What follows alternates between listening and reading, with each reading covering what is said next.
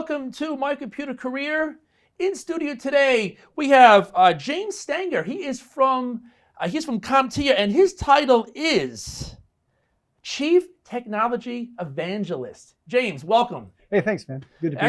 Excellent. James, please tell us, what does a Chief Technology Evangelist do? You know, my main thing is to reach out and talk to IT professionals, those who are practitioners, but also reach out to students and talk to them. And also, I do a lot of teaching and things like that through the videos for various products, whether it be Security Plus, or I've done it for I'll be doing it for Cloud Plus, done it for CYSA Plus, where I create the videos just to help people supplement their learning. Excellent. Well, James, I got a bunch of questions for you. Sure, man. And we are very excited here. So, okay, first question.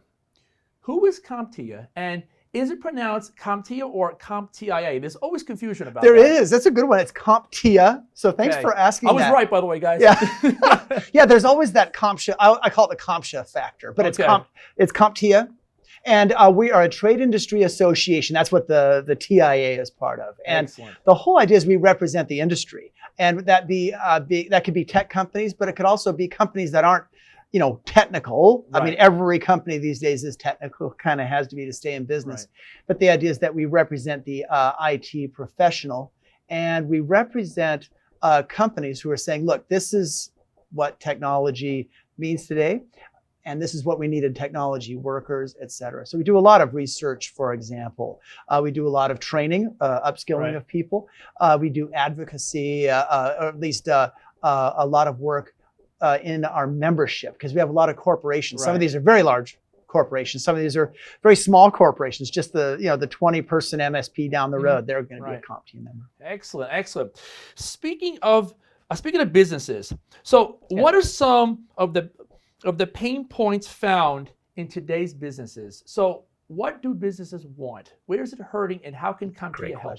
I think the main thing that pain points businesses have is they need technology to stay in business, as it were. Now, I don't care if it's a military, for example, or if it's something Department of Defense in the United States or in the UK, or some sort of military thing, or whether it be an actual business, a bank or whatever. They need emerging technology to stay ahead, and they need to be adopting that technology at all times. And so the pain point is they need people who understand not only the tech of this stuff, but how that applies to business. And we don't have enough people who have the advanced skills to kind of map the tech to the business and the business to the tech. Excellent. Yes, and I totally agree with you on that one. Yeah. I want to shift it now over to the pandemic. Okay, sure. So due to the pandemic, the attack surface has changed, with more people conducting their lives remotely. Yeah. Have you seen an increase in IT training? It's interesting. IT training for IT workers, or IT training for employees, or all of the above? Just all the above there. In some ways, there has not been the increase of training that I thought would happen, because as people are being, were thrust online, as it were, let's say in March of 2020, right? Is that fair enough? Yes, March was the big jump. In some ways, it was, okay, we've got to adjust to this. But I didn't see a lot of companies doing as much training as I thought, or as much normalization, whatever you want to call it, getting people in there. I would have expected a little bit more. Really? Okay. All right. So I want to piggyback off that last question. Sure. Okay.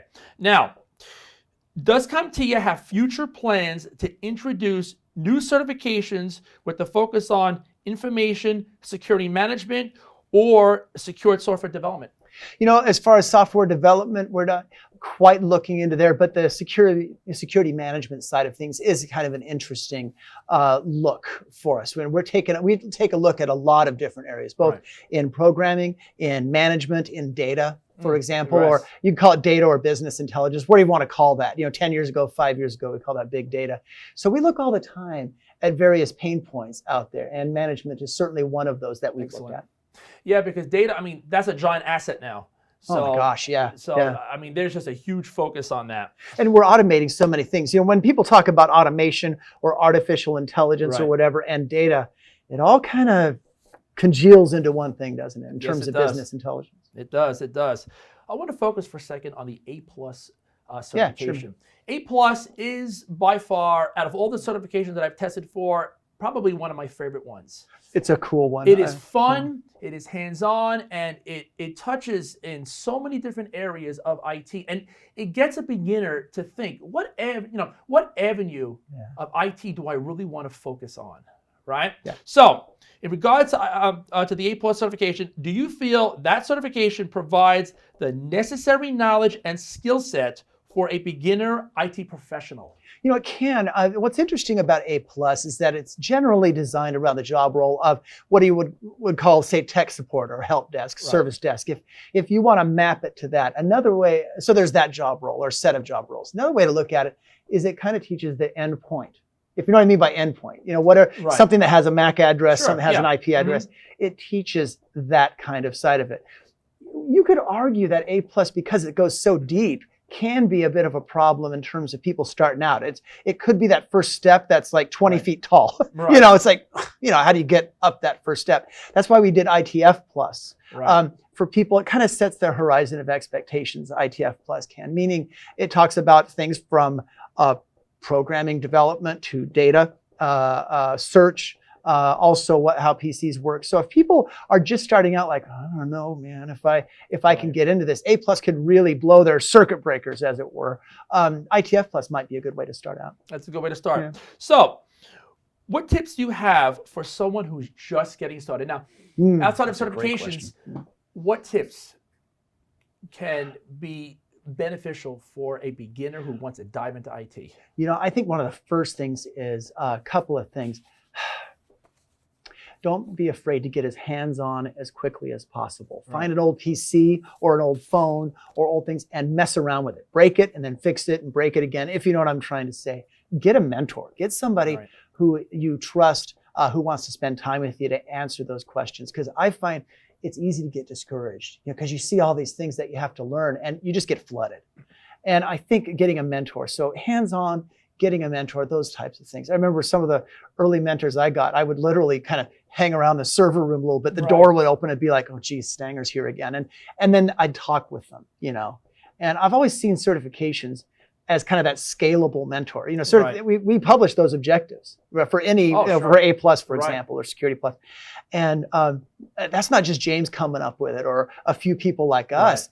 There's thousands of subject matter experts that, you know, help us create those. And so you got the distilled wisdom of the world telling you, well, here's what's important, here's what's not. Why do you think folks become hesitant to actually change careers or change their lives to get into IT? I can tell you my experience with that, because I'm a former systems administrator. And one of the big issues that I had was dealing with problems on the job and worrying about the aftermath. So I was always hesitant. Okay, if I make this change, if I do this, what's going to happen tomorrow? That was my biggest issue. That you mean like the knowledge base would change so quickly or something, or that is there a job there? What knowledge base, but more is, if I make a change on this server, who's it going to affect? And I was always so hesitant to make changes. I think that was more of a confidence issue with me. But I thought you worked it out. But from your perspective, why do you think folks become hesitant to dive into it? That's a great question. I think one of the first things is that I think people are hesitant because they think to themselves, I don't know if I have the background to do this. And so many people think they have to be have started at 3 years old to do this, you know, or it's all about programming. There are all these things I call myth conceptions or misconceptions, right?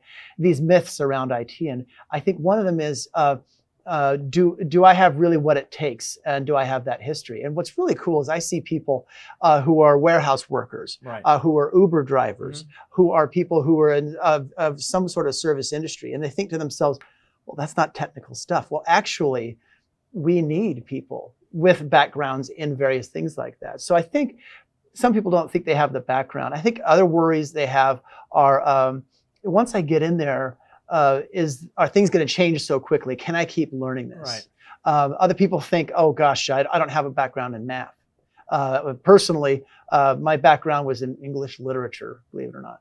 And I was able to do pretty well with this. So you don't have to have that incredible background. I think the other thing that people worry about, there's too much to learn. And finally, I'll say, and there isn't. There isn't too much. You just do it one bit at a time. Bit at a time, exactly. Or one bite at a time. Is it one bit or bite? Well, let's say 1 bit bite. I don't know. That sounds good. And then I think the other thing is, a lot of people worry about automation. It's like, will this job be around, or that job role be around? Will I just get replaced or outsourced or whatever?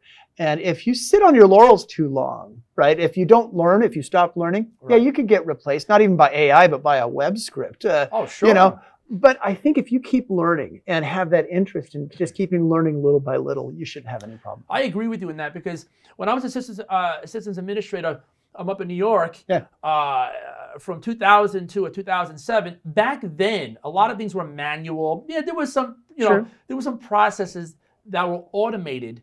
But as time was going on, and then when I had returned to IT down in Atlanta, and I noticed, it was less hands-on, more automation, more cloud. Yeah. And that's where I kept thinking, boy, I better keep studying. I better keep certifying in different areas, because what I'm doing now may not exist 2 or 3 years down the road. So that is great advice. Continue to study, continue to certify. Yeah. And that's how you stay ahead of the game, because the moment you stop, you become stale and your job is done. It's the weirdest thing. I mean, look at the changes that have happened just over the last, we'll say 20 years. 20 years ago, people were talking client server as the change from the mainframe. Right. People don't know what mainframes were. Big, huge computers the size of this room type of thing, or the size of IBM desk. AS400. Yeah, the AS400. Remember that guy? Yeah. Was it Kubrick used the AS400 to do as a word processor to create? That I don't know. I think the scripts for some of those, like 2001, all that. Anyway, I don't remember. Yeah, you moved from those mainframes, and I remember I worked with IBM creating an education program, taking all of those AS400, or back then they were KICS, they called them KICS systems, COBOL programming language, and they had just finished the Y2K problem, where they had to change the 2 digits over to 4 digits or whatever for the Y2K problem, and brought them over to the client server world. And it was right around then that I started hearing, actually, well, there's this thing called the cloud. The cloud, yeah. And so there's these shifts that we have. And really, we have all these major worlds that we need to kind of help tie together, because some of those mainframes are going to be with us. I like to talk about them like the B-52 bomber. You know what I'm talking about? Mm-hmm. What I think those things came online in the 1950s? Right. And they figure they'll stop using them maybe around 2050. Wow. And that's 30 years from now, right? Right. Or 30 to 29 years. Anyway, it's interesting to see how you have postmodern technologies like the cloud, client server stuff, or they call N-tier or whatever, and even ancient technologies all working together. And if you keep learning that stuff, the sky's the limit, because it's such a creative profession to me. I mean, don't you see, as a server administrator, it was so neat, because you talked about the responsibility that you felt, right? With great servers comes great responsibility, right? But I think it's really cool to see more and more how the IT worker has a place at the creative table, along with the marketing folks, the sales folks. Good strategic companies are the ones that say, look, the IT person is not just that person, that we stick her down in the basement where she belongs, or where the server administrators belong, but they're people that are basically now part of that kind of creative, you call it the knowledge worker, Yep, excellent, yeah. Totally agree with you. I got one last question for you. Oh, sure, man. Okay. We have CompTIA, we have Cisco, Microsoft, ISE Square, and there are others out there. Sure. How does CompTIA stay on top of the industry when it comes to certifications compared to the others? You bet. One of the things that we do, and it's great that you bring up all the other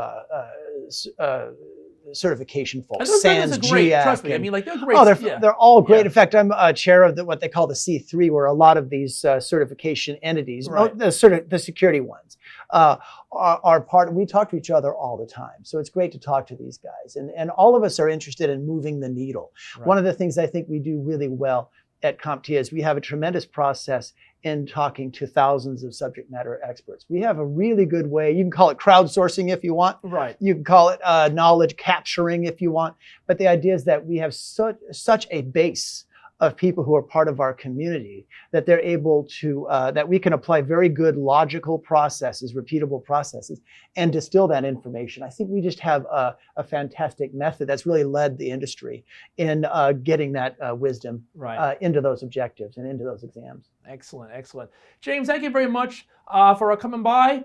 No, it's great to be here, man. Thank you so much. It was a great pleasure meeting you. And Thanks. Good to meet you. hopefully we can talk again.